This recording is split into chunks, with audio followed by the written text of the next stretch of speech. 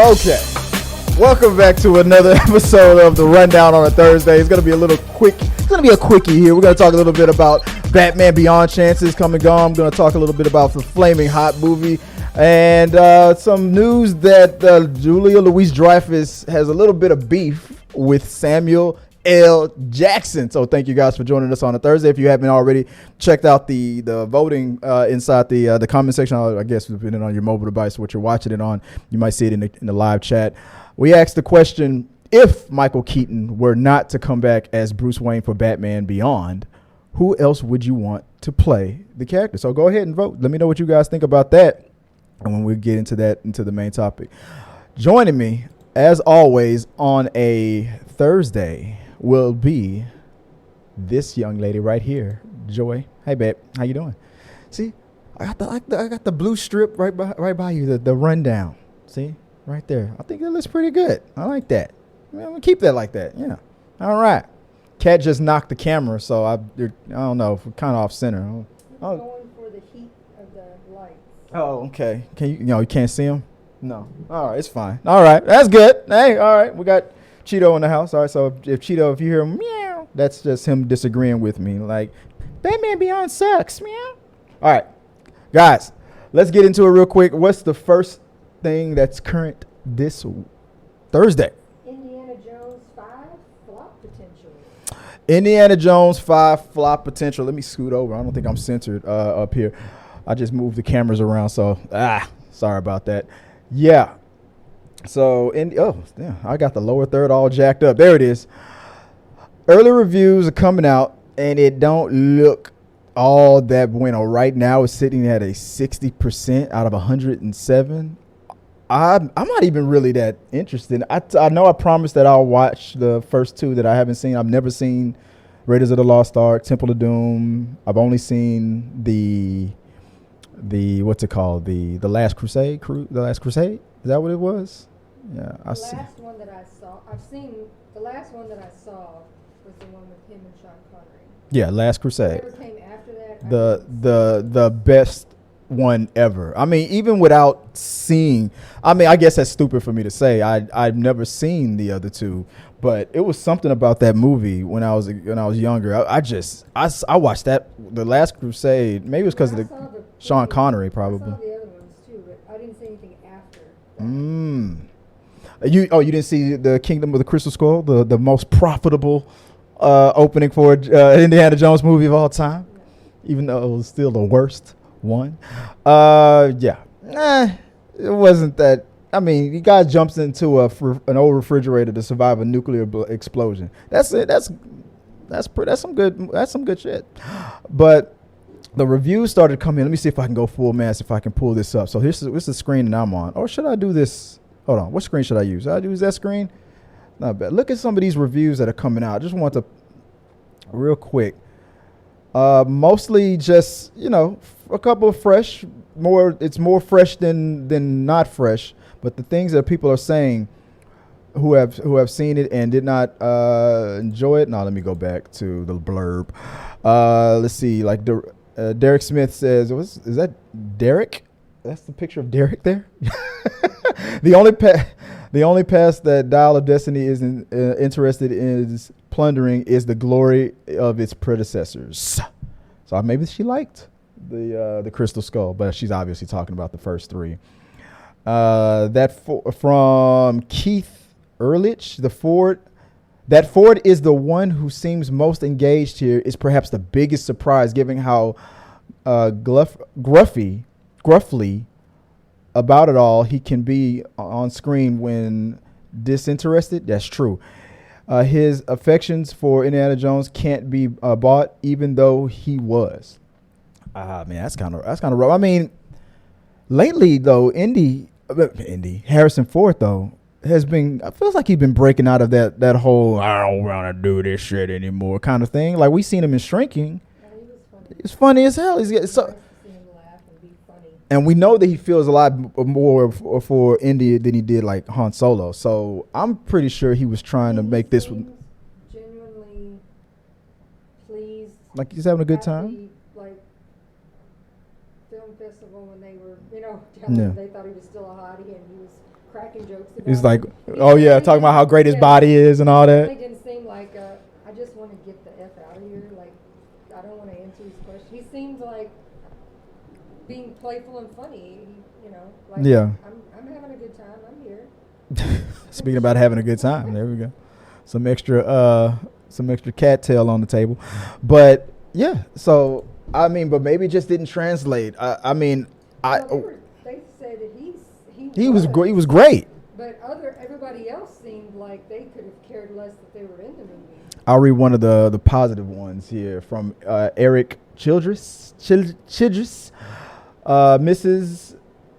Misses that Spielberg. I missed that Spielberg touch, and the script could have used another polish. But once Ford dons the costume, it is hard not to cast a smile and eventually tear up. While Phoebe Waller-Bridge is a glorious new partner, matching him in every new location and chase. Also, so people were wondering if she was going to be the thing that was going to drag it. And I mean, I love her in Fleabag and whatnot. So I don't think I've seen her much in these action types of role adventures. So he seems to think that it was, or thought that it was a good, but I just don't feel the enthusiasm for Dial of Destiny. I think it's going to be another flop for Disney. I mean, yeah, Disney can't do anything right seems to be the theme right now. Yeah. But yeah, probably so. Yeah, but I'm gonna fulfill my promise. I will watch the first two first, and then I'll do my first time watching. I'll put that on the the full version on the Patreon. And Saying that, but we haven't seen him watch Maverick either. I'm gonna save that for. I'm not. I'll watch it eventually. All right. I mean, if you guys have seen Dial of Destiny, or let me know in the chat. Are you even interested in seeing the Dial of Destiny? I think are you monitoring the chat for me? Let me know if anything pops up. I want Batman. We want Batman. So yeah, let me know how you feel about the Dial of Destiny. Are you overwhelmed, underwhelmed? How you feel about it? Because I'm not feeling any type of way whatsoever about it. But hey, I mean, who knows? It maybe it'll be a sleeper hit, or maybe it'll be a mega hit. Who knows? Let me know in the comment section below, and we'll talk about it later. What's next on the news? The entertainment news. The DCEU Rotten Tomatoes scores. Yeah, I've been waiting to talk about this. Let me pull it up here. So, I was supposed to talk about this earlier with the what was it, yesterday? But I just ran out of time. I glossed over. So I said I'll push it to today. With everything that's happened with the Flash, and we're going to talk about the Flash a little bit later. And if you guys, I'm about to put some graphics up on the board. So everybody, if you're listening to this on Spotify or Google Podcast, I am about to put up the editorial from Rotten Tomatoes. We're staying on RottenTomatoes.com. The /guide /DCEU ranked. All the DCEU movies ranked. I just want to look this over real quick and get an idea of where the DCEU is right now that the Flash is out. So here it is real quick. I'll pull up, let me go full screen. Where am I at? There we go. Go back to here. The DCU ranked DC movies and series by the tomato meter. At number 1, Peacemaker. I mean, I'm not surprised at that at 94%.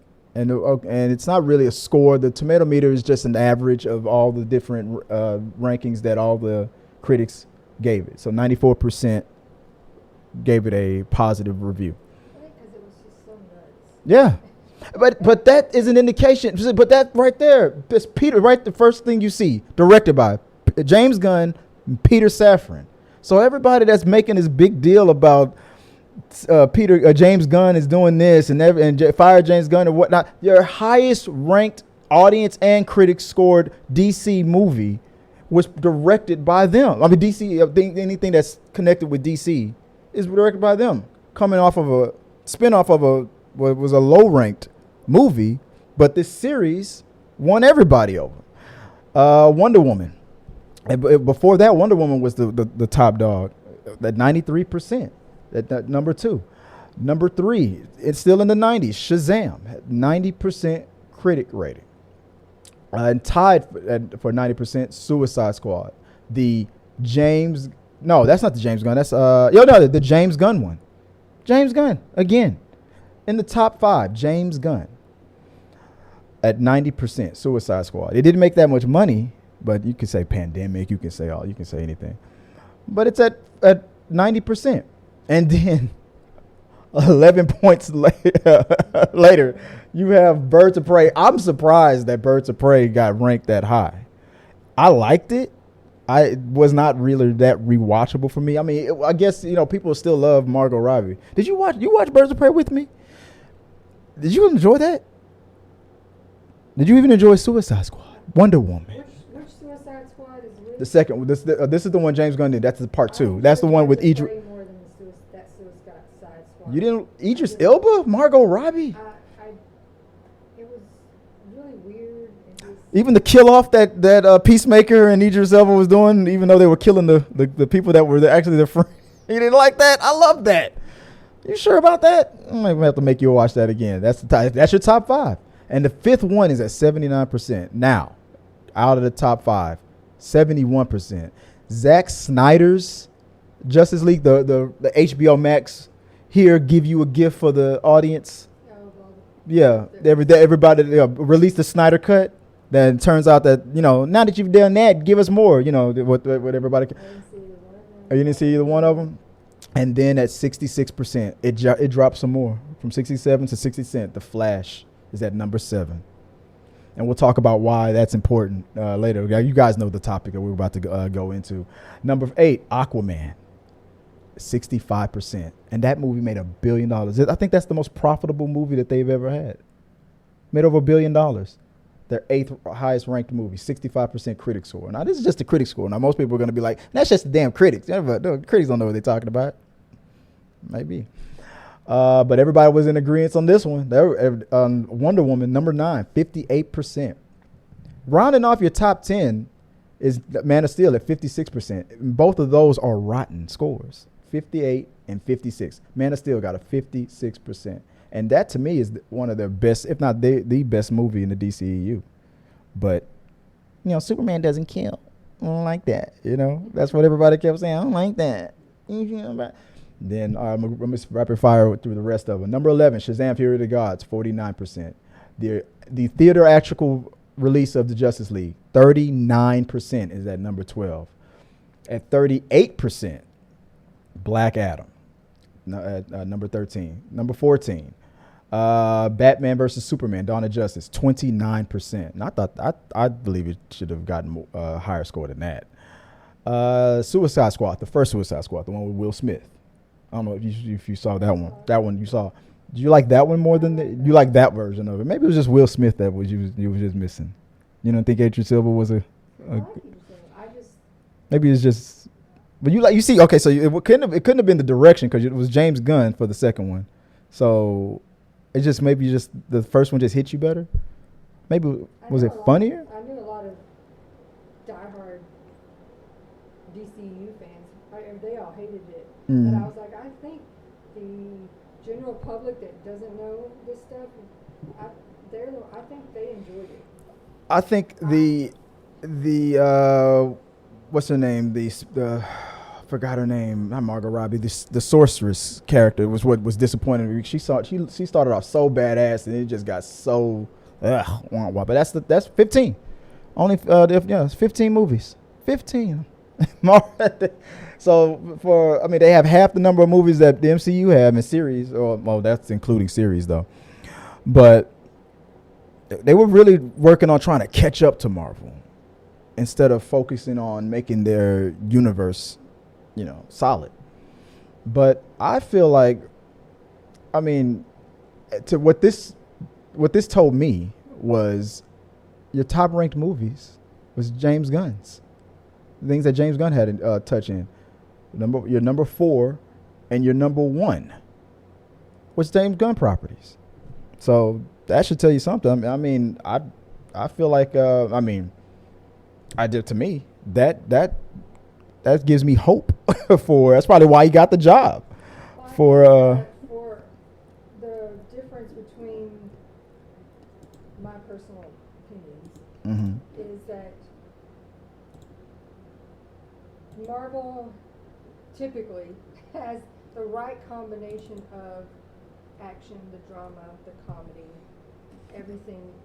It's all the perfect little amounts to keep people captivated, watching and going. Whereas in the DCU, each movie is like different. This one's all serious. There's no comedy. This one's nothing but comedy. This one we tried, but we sucked at it. So it's like we can't find the perfect match. And my personal opinion, The Flash, had they gotten their special effects and the CGI correct, it would have been a very good match to a Marvel, because the acting part, they had that perfect drama, action. I like that take. Going together. I like that. That part they had down. I wonder if you guys in the chat agree with what my wife just said. Is The Flash the most MCU movie the DCU ever did? Is that what you're saying? Yeah, I'm not talking about obviously the special effect. I'm saying that's what it needed. You mean the tone? Like it felt. Had they found that comedy action balance that you like? Had all of that mastered. Had they had all of their other stuff at the same level. Yeah. Their special effects, their CGI at the same level. It would have been a masterpiece. I think it would have been a very good match to a Marvel movie. But since that slacked, everybody's like, oh. Not saying that the DC movie platforms were like wrong and Marvel is right. I mean, it's all, but I know what you're getting at. But when DC started off with Man of Steel and whatnot, their tone, they straight out came out and said, Marvel seems to be doing this happy family stuff, but we're going to make our comic book movies more dark in tone. Their tone was dark. They set out to that.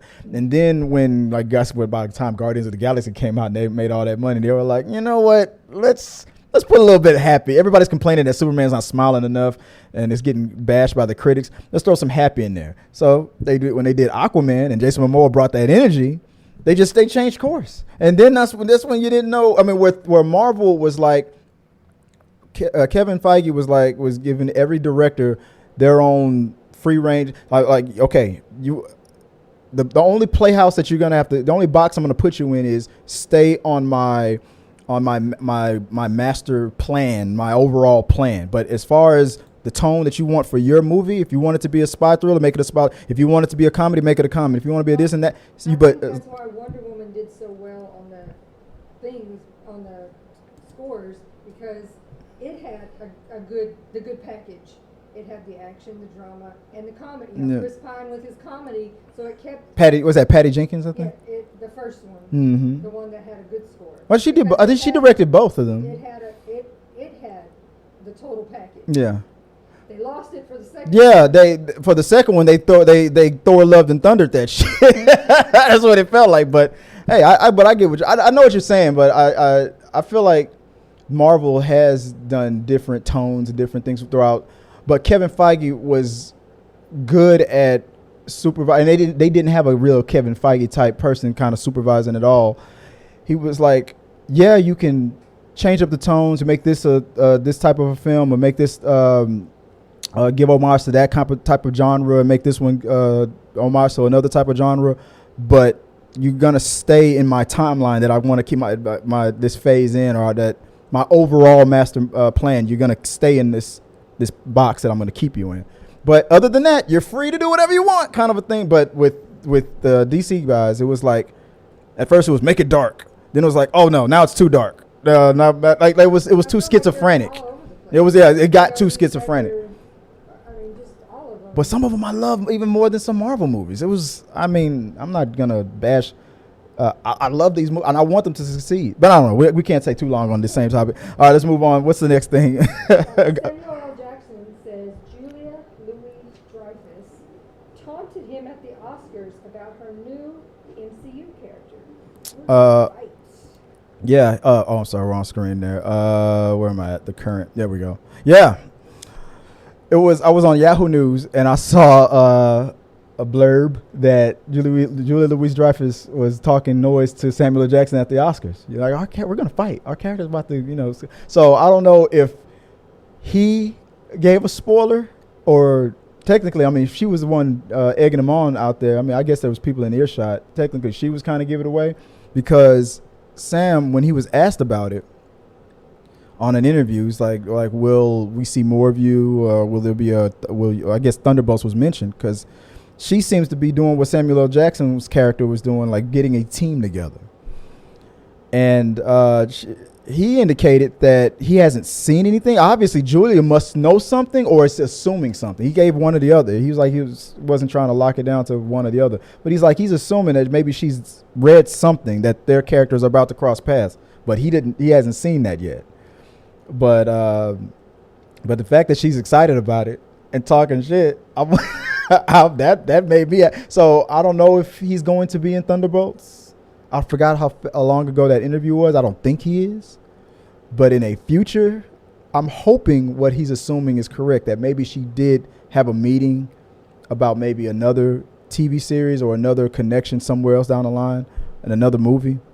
Captain America, maybe Rhodey's movie, Don Cheadle's War Machine, maybe his project would have both of those characters facing off. Him being the head of S.H.I.E.L.D. or whatever he's going through with secret agents. And then her being with the Thunderbolts.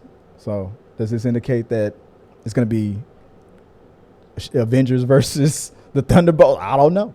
I'm hopeful. I'm excited. And I'm wondering if she's coming around to becoming his replacement.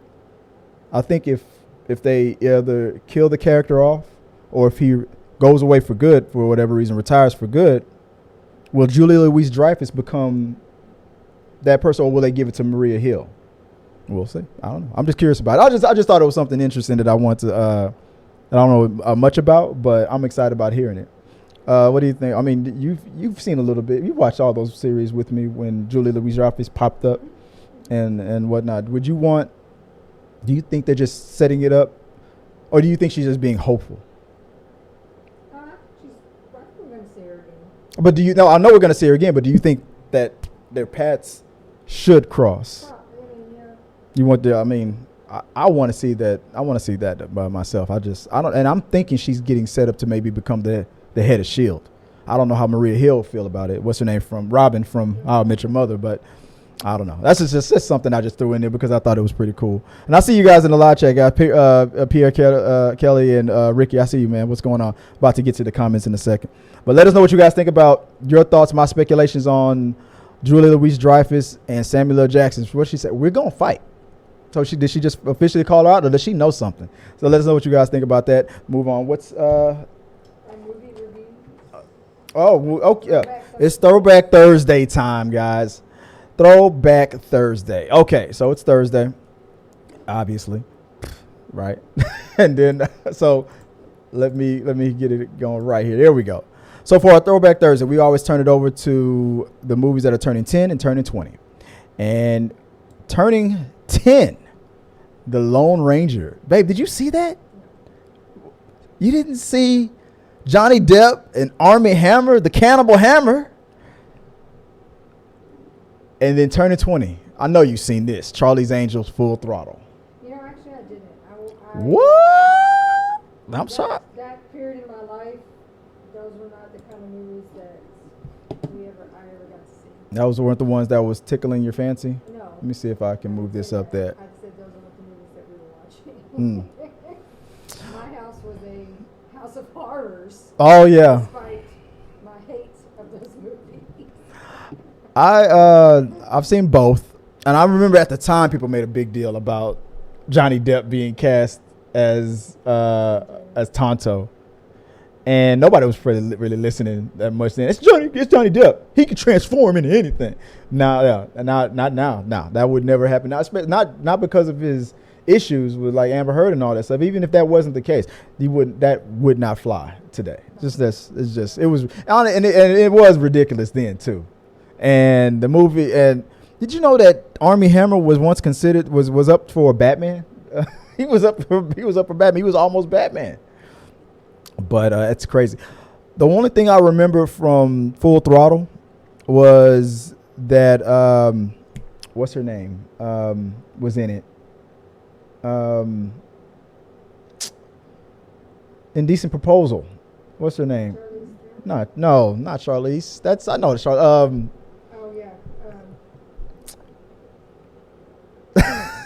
I'm trying to remember another movie. G.I. Jane. That's not. Oh, I know what movie you're talking about. Yeah. Come on, in the live chat, Demi Moore. Demi Moore was the main bad guy, I think, in that one. The only thing that stands out from that movie that I remember was when they realized that she was the villain, or that she was like a former angel, and she was coming back to the Charlie's group to, I guess, looking like a friend, but she turned out to be the villain. And when they realized this, all three of the girls, like, they went to jumper, they were gonna get, and like it with Spider-Man like focus, she was able to bloop, bloop, bloop, shoot all three of them.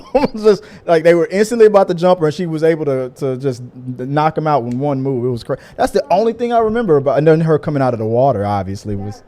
That was Demi Moore's heyday. Yeah. I mean, we had the stripper movie. Oh yeah, I remember that. G.I. Jane. Mm-hmm. It was Demi Moore was badass and. Oh yeah. All kinds of. But yeah, turning 10 and 20.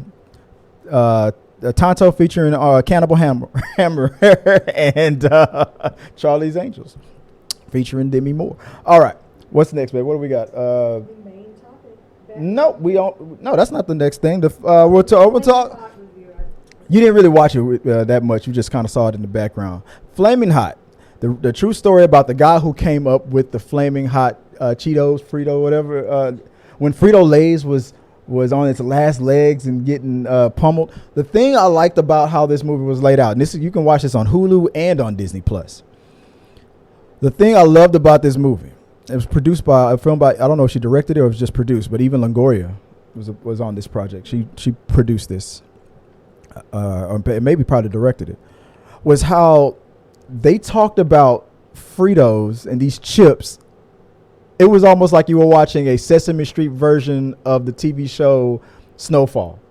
The chips was a metaphor for cocaine. I'm just going to be honest with you. That's what it was. It was a metaphor for cocaine. Now, we got to move the product, man. We got to get these on the street, Holmes. Give them something for free and get them hooked on it. I'm telling you, man, the people going to love it. I mean, and then he would talk like that. And then he would dial it down. Oh, sorry, I got too hood for you. It was funny. He was like, yo, man, and then be like, oh, sorry. The CEO of Frito-Lay's probably didn't say that. This is probably what he really said. And then the flashback would change to a correct version and be like, so you're saying profits are down. But in his mind, because he was narrating it and he was about that life, he's from that background, he would tell the story the way he wants to tell the story. It was funny as hell. He was like, man, the Frito-Lay's, man, he was like, man, we got to get these vatos and da-da-da-da-da. I was like, what? And then the flashback would correct itself and he would really be like, so our profits we're losing to our Doritos are not sale. I'm like, it was some corporate stuff, but I love the narration of it. It was the kids enjoyed it and had fun with it. It was inspiring, uplifting.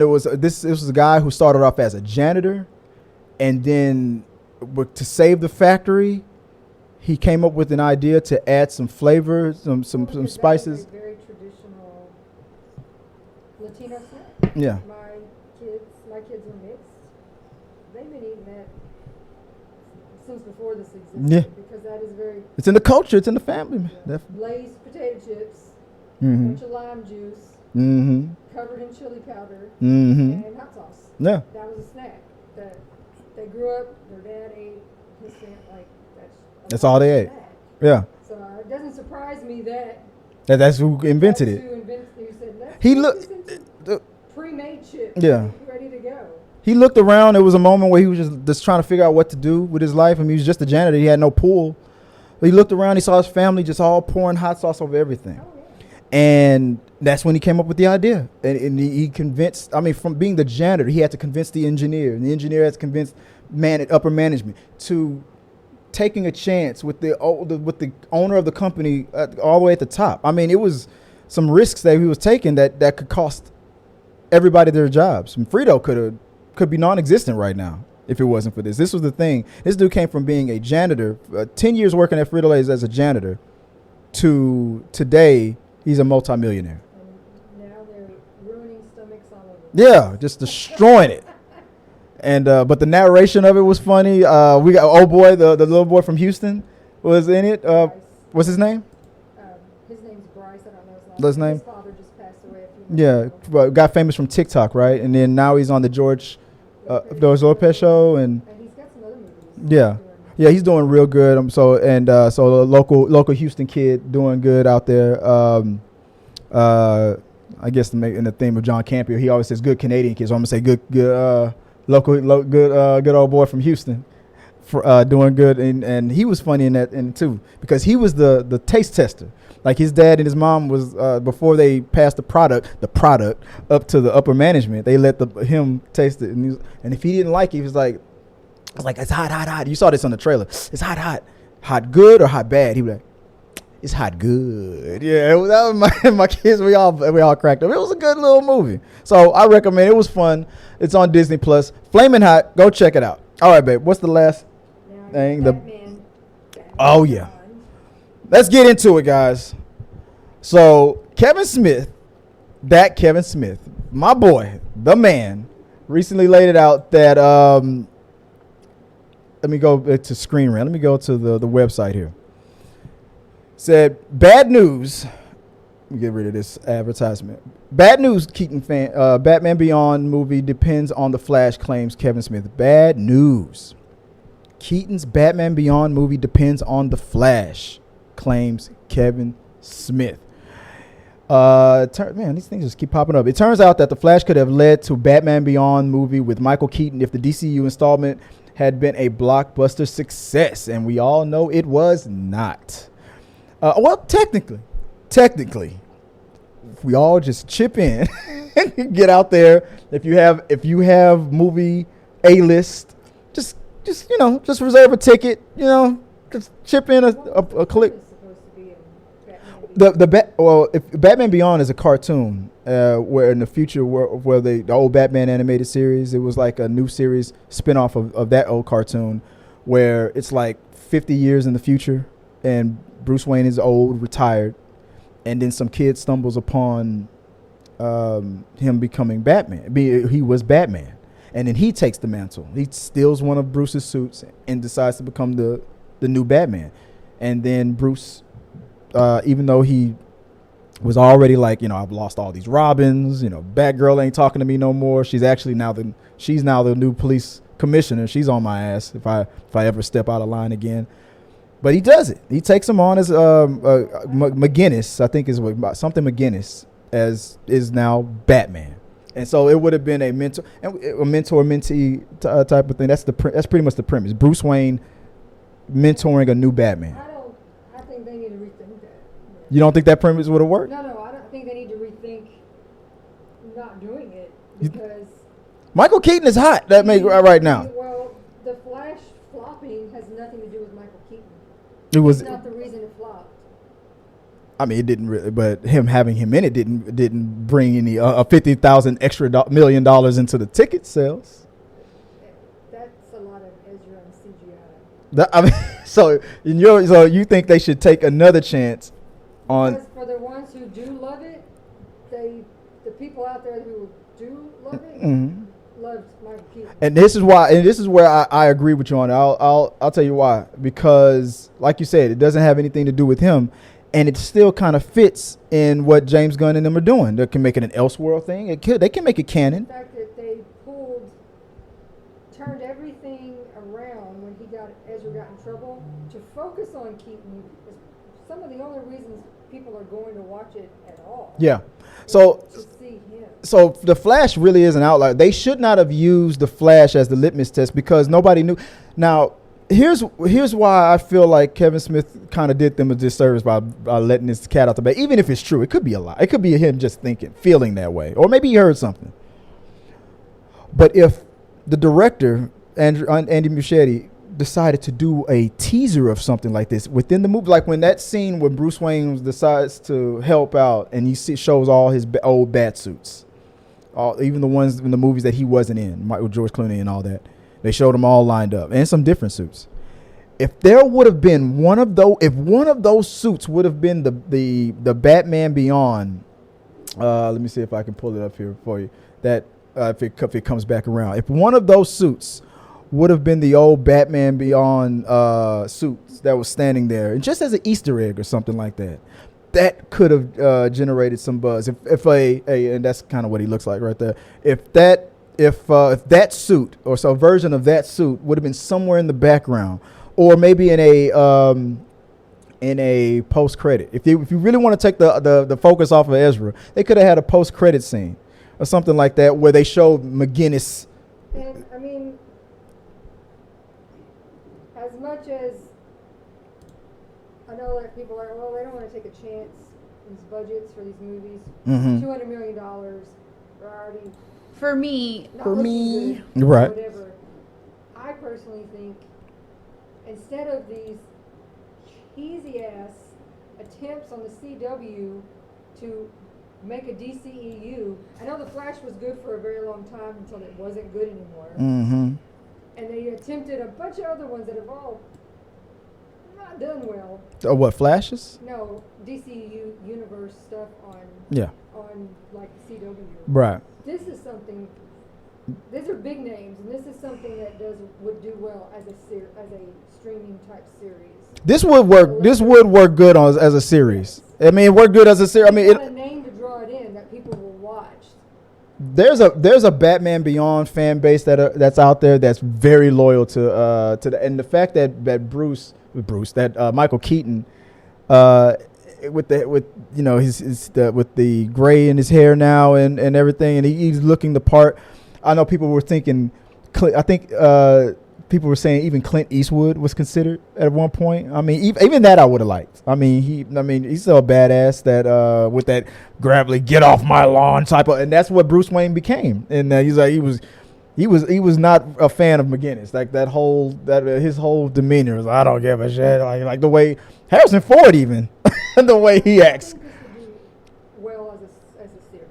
So you wouldn't risk it as a movie. Real Ricky Buzz disagrees. He's like, I want a Batman Beyond a movie. And I guess we can get to we're going to close it out. We're getting to 37 minutes. We can get to the We Got Your Mail version of the show, because I want to hear your thoughts on it. I'll close the poll out right now. So let me close it. So the question was, if Michael Keaton, if they were to do a Batman Beyond movie and Michael Keaton said no, who would you want to play Batman or Bruce Wayne? George Clooney, Christian Bale, Ben Affleck. Let me close the poll. I think we had 12 votes in there. Did you see the results on there? Did you click? Did it disappear from you? Oh man, maybe I shouldn't have closed the poll. I'll be able to pull it up. Hold on one second. Give me a second. There we go. Bam. See, I figured it out. Let's see. It says, oh damn, that disappeared on me again. George Clooney at 25%, Ben Affleck at 25%, Christian Bale 50%. That's the guy. That's who y'all voted for. If we ever get a Batman Beyond, and if Michael Keaton doesn't want to do it, you guys that have voted in this poll said you would rather it be Christian Bale. That's interesting. I would have bet. I thought George Clooney would have won that. Who would you have voted for to play that? I would have voted for George. I said yesterday, he was not a good Batman, but he was a great Bruce. I mean, he wasn't a threatening type of a Bruce, but he can play a pissed off. George Clooney has that, can pull off that get off my. He'll tilt the head. I do know that. Ben gets roasted on a daily basis in his personal life for being the angriest looking man on the planet. Yeah. And he's like, that's just my face. So sad. But I wouldn't want Sad Fleck to play that Bruce. I don't want Sad Fleck to play that Bruce. I think with the gray and stuff, because he has that natural gray. He's already there. Him and Keaton are pretty much up. I think he's like 5-10 years younger than Keaton, but Clooney. But by the time that we get to a Batman Beyond, he can I feel like he could last long. He has the stamina, probably last longer. But an 80-year-old, if we started with Keaton now, and then it was like 5-10 years from now. I mean, there's been some Batman Beyonds later in the season where he got even older. He was in his 90s. He just refused to die because Gotham needed him. Harrison Ford would fit. I could see Harrison Ford playing it. Let's see. Ricky Buzz continues on. I'm skipping Dollar Destiny. It looks bad. Oh, you're gonna skip it. A lot of people are feeling that same way. Let's see. Ricky Buzz continues. Thank you, dumb fans and trolls trying to discredit James Gunn. Yeah, I'm telling you. I mean, he's got the highest ranked stuff. Some of the highest ranked stuff. I mean, from critics and the audience. There was a reason why James Gunn was this close to probably being Kevin Feige's right hand man, because he was going to have him in charge of all the of taking out of the multiverse space to the to space and all the space complex space stuff. James Gunn, they're in good hands, and the fact that they decided not to put it all in his hands and divide it between him and Peter Safran, I feel like that was a brilliant idea. And then Pierre comes in with a good afternoon to everybody. Pierre continues, the fans who have seen The Flash preferred Marvel over DC after those results. I feel you on that. Ricky continues, I thought the only thing that let The Flash down was the CGI.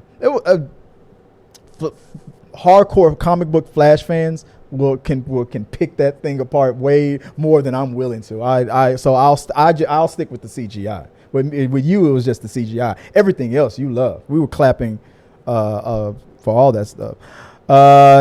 Damien comes back in. The Batman with Patterson and Dark Knight should have been on the list, at least in the top 5, in my opinion. That wasn't on that site. Where was the Batman? You're right about that. Could you mind looking that up? What the Batman was ranked? Thank you for bringing that up, because I did not see that on the list. Is it because and it can't be because it went straight to streaming, because I don't think it did. I think it did both. Oh, no. That was during the time when it was DC was like, well, Warner Bros. We're going to put everything on streaming. What was Which Batman? the Pattinson? Yeah. 85% on Tomato Meter. 85% with critics. 87. So let's amend that real fast, if we can. If I can find it, let's go back to format. What's it? 85% critic. Yeah. All right, let's amend it. All right, so that would put it somewhere. That would make it number 5. You're right. Appreciate that, Damien. You called it above Birds of Prey.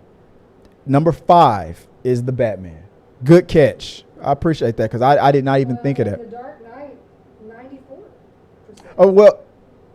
Oh, no, that's why. Oh, no, this is DC. No, these are Elseworld. That was a DCEU list. The Dark Knight and the Batman are not in the DCEU. That's why I'm like, but for overall DC, that's not what that page was. That was just the DCEU. That's why I'm a bonehead. My bad. But good catch, because you had me for a second. You were right, because you were 100% right. But yeah, if that was a DC movie list, yeah, the Batman was up there. Christopher Reeves' Superman I think is up there in the 90s or 80s. So yeah, no, you're right about that. But I bypassed that list, and I just kept it to the DCU. That's why I'm sorry about that. Michael, what's going on, buddy? Hello, friends in the chat. And he continues, I changed my pick as to not look this like, yeah. I like that picture, man. You look like you were auditioning for Batman Beyond. Like, give me back my suit, McGinnis. That's I like that picture. Don't change the picture for me. I didn't say it was disapproving. No. Don't take it like that, bro. Pierre Kelly says the TV version of The Flash had better CGI that's a dig, because it's not in the last season. Season 1 maybe, but no, that last season. And rounded off, Brianna's in the chat, always smiling, says, hey, Michael. And last but not least, Thomas Brooks says, rest in peace, Terry McGinnis. Yep, that's the future Batman. Mr. McGinnis, rest in peace. Damn, once again, we found something to get mad at Ezra Miller for. Thanks, Ezra. Because it was a combination of all that stuff. That thing that was the sound that was so popular for so long, that was, God, fucking damn it, Dave. Yeah, God. fucking damn it, Ez. Yeah, it was a combination of a lot of things, but I feel mostly not more than the CGI. It was just how people were feeling about the fact that everybody kind of knew that DC was moving into a new era anyway. He wasn't. They weren't going to be the Flash anymore after that, and the bad taste that was all around it. And so, but I didn't think that it was going to go 6 million under the projection like that. That was crazy. But that'll do it for today. We're going to get ready for the rundown. After dark is going to be later than normal. We're going to do something different. We're going to go see a movie first and then come back and talk about it. We're going to go see, what's the movie? Lawrence? What's the name? Jennifer Lawrence's movie, No Hard Feelings. That's going to be the main topic. I got some other topics sprinkled in there too, but it all depends on how long Tabitha was like, I gotta go, you know. But we're gonna mostly do it right out of the theater. We're gonna come back to the studio after seeing it. So that's it, guys. Appreciate you guys for joining us in the live chat. We'll come back for the rundown after dark. Hit the like button. Hope you guys boost this episode. I'm glad we had a chance to have this quick chat about how Ezra effed up our Batman Beyond dreams. Always messing up my damn dreams, but I feel like we're gonna get it. It's gonna happen. So if you want to find me online, you can go to T3 Medias with the S at the end, or Chris W. Fagan. Either way, send me your theories, your questions, and comments. If you want to subscribe to our podcast, help us out. Do me a favor, do a review if you don't mind going to Spotify or Google, doing a quick review, even if you don't really listen to our podcast and whatnot. And if you want to just throw in your voice on our voicemail, I'll post. The number is below in the chat, so I think it's 281 something 1993. I remember the last number. I remember the first 3 and the last 4. 281 something 1993. All right. I was trying to get a number where it was like 713 rundown. But I couldn't get that. Maybe I'll find it later. But if people that want to find you online, baby, where can they go and find you? My TikTok is Viola Fagan, and my Instagram is Scrub Hats and More by Joy. Cool. I got it right. I almost put scrub caps again. All right, guys. Appreciate you. And we'll see you later on tonight. So till next time, guys. Good night. Good day. And sayonara. Hey, guys. Thanks for watching this video. I really do appreciate it. Hit the subscribe button, like, and comment your thoughts on this topic or any topics that you think that we should talk about in upcoming videos. Also, you can follow us at T3 Medias on Instagram, Twitch, Facebook, TikTok, Twitter, and we also have a T3 Media Studios podcast where we post our movie reviews and episodes of The Rundown. Till next time, guys.